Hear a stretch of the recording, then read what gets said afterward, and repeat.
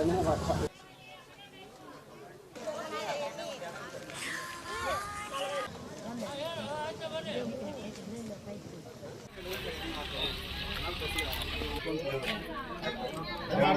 2-3 ಮಂದಿಗೆ ಜ್ವರ ಬಂದಿದ್ದು ಅವ್ರಿಗೆ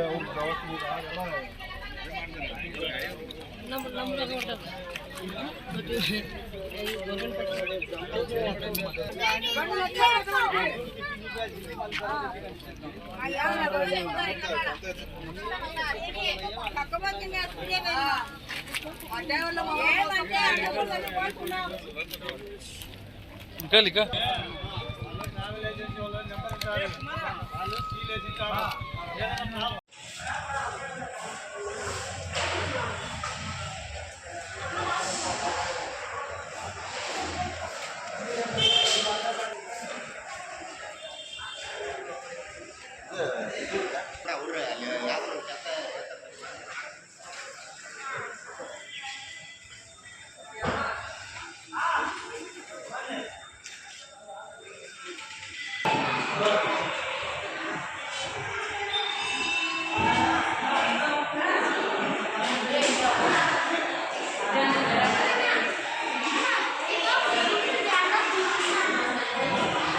ರೂಟೀನ್ ಚೆಕಿಂಗ್ ಮಾಡುವಾಗ ಅದು ಗಾಡಿ ಬಂತದು ಆಂಧ್ರ ಗಾಡಿ ಅಂತೇಳಿ ನಿಲ್ಲಿಸಿದ್ವಿ. ನಿಲ್ಲಿಸಿದ ಮೇಲೆ ಅದು ಟ್ಯಾಕ್ಸು ಕಟ್ಟಿರಲಿಲ್ಲ. ನಮ್ಮ ಕರ್ನಾಟಕ ಟ್ಯಾಕ್ಸ್ ಕಟ್ಟಬೇಕು. ಟೆಂಪರರಿ ಪರ್ಮಿಟೇ ತೊಗೊಂಡಿದ್ದಾರೆ, ಅದರದ್ದು ಟ್ಯಾಕ್ಸ್ ಕಟ್ಟಬೇಕಾಗಿತ್ತು. ಅವರು ಕಟ್ಟಿರಲಿಲ್ಲ. ಟ್ಯಾಕ್ಸ್ ಕಟ್ಸ್ಕೊಂಬಂದಾಗ ನಾವು ಸಾಮಾನ್ಯವಾಗಿ ಸ್ವಲ್ಪ ಅನುಮಾನ ಬಂತಂದ್ರೆ ಚಾಸಿ ನಂಬರ್ ಎಲ್ಲ ನೋಡ್ತೀವಿ. ಚಾಸಿ ನಂಬರ್ ಸರಿ ಇರಲಿಲ್ಲ, ಅದು ಪಂಚ್ ಮಾಡ್ದಂಗೆ ಕಾಣಿಸ್ತು. ಅದಕ್ಕೆ ಆಫೀಸಿಗೆ ತಂದು ಅದನ್ನು ಸೀಸ್ ಮಾಡಿಬಿಟ್ಟು ಟೂರ್ ಇದೆ ಅವ್ರು ಪೂರ ಗೋವಾ ತನಕ ಹೋಗಿ ಮತ್ತೆ ವಾಪಸ್ ತಾನೇ ಬರ್ತಾರೆ ಅವರು. ಇಲ್ಲ, ಟ್ಯಾಕ್ಸ್ ಅಲ್ಲಿ ಕಟ್ಸ್ಕೊಳ್ಳಲ್ಲ ಅವರು. ಈಗ ನಮ್ಮ ಸ್ಟೇಟಿಂದ ಬೇರೆ ಸ್ಟೇಟಿಗೆ ಹೋಗ್ಬೇಕಾದ್ರೆ ನಮ್ಮ ಸ್ಟೇಟದು ನಾವು ಪರ್ಮಿಟ್ ಅಷ್ಟೇ ಕೊಡ್ತೀವಿ. ಆ ಸ್ಟೇಟ್ನಾಗೆ ನೀವು ಟ್ಯಾಕ್ಸ್ ಕಟ್ಟಬೇಕು, ಅವ್ರದ್ದು ನಾವು ತೊಗೊಳ್ಳಲ್ಲ.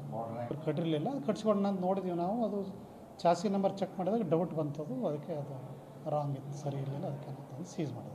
ಫೇಕ್ ಇದೆ. ಇಂಜನ್ ನಂಬರು ಕಾಣಿಸ್ತಾ ಇಲ್ಲ, ಅದು ಇಂಜನ್ ನಂಬರೇ ಕಾಣಿಸ್ತಾ ಇಲ್ಲ ಒಟ್ಟೇನು.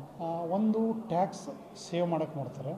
ಆಮೇಲೆ ಯಾವುದೋ ಒಂದು ಚಾಸಿ ಯಾವುದೋ ಒಂದು ಬಾಡಿ ಸೇರಿಸ್ಕೊಂಡ್ಬಿಟ್ಟು ಒಂದು ಯಾವುದೋ ಗಾಡಿದು ಜೆರಾಕ್ಸ್ ಪೇಪರ್ ಇಟ್ಕೊಂಡು ಓಡ್ಬಿಡೋದು. ಆಮೇಲೆ ಈಗೆಲ್ಲ ಆನ್ಲೈನ್ ಆಗಿಬಿಟ್ಟಿದೆ. ಆನ್ಲೈನೇ ನೀವು ಅಪ್ಲಿಕೇಶನ್ ಹಾಕಿ ಪೇಮೆಂಟ್ ಮಾಡಿಕೊಂಡ್ರೆ ಬಂದುಬಿಡ್ತದೆ. ಹೀಗಾಗಿ ತೊಗೊಂಡೋಗ್ಬಿಡ್ತಾರೆ. ಇವು ಏನಾಗ್ತವೆ, ನಾಳೆ ಏನಾದರೂ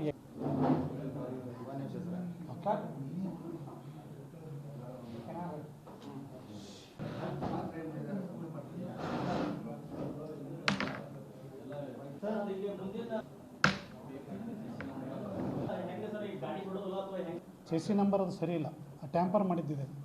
ಗಾಡಿ ಇಲ್ಲಿ ಒಳಗೆ ಆಫೀಸಿಗೆ ತಂದು ಹಚ್ಚಿದ ಕೂಡಲೇ ಹೇಳಿದ್ದೀವಿ ನಾವು ಅವರಿಗೆ, ಇದು ಗಾಡಿ ಬಿಡೋಕ್ಕಾಗಲ್ಲ, ಬೇರೆ ವ್ಯವಸ್ಥೆ ಮಾಡಿಕೊಡ್ರಿ ಅಂಥೇಳಿ ಯಾರಿಗೆ ಪ್ಯಾಸೆಂಜರ್ಸ್ಗೂ ಹೇಳಿದೆ ಮತ್ತು ಡ್ರೈವರ್ಗೆ ಹೇಳಿದ್ವಿ ನಾವು. ಯಾಕಂದರೆ ಅದು ಗಾಡಿನೇ ಅದಲ್ಲ, ಯಾವುದೋ ಒಂದು ಚಾಸಿ ನಂಬರಿಗೆ ಅದು ಪಂಚ್ ಮಾಡಿ ಓಡಿಸ್ತಾ ಇದ್ದಾರೆ. ಅದು ನಕಲಿ ಗಾಡಿ ಅಂತ ನಾವು ಸೀಸ್ ಮಾಡಿಬಿಡ್ತೀವಿ.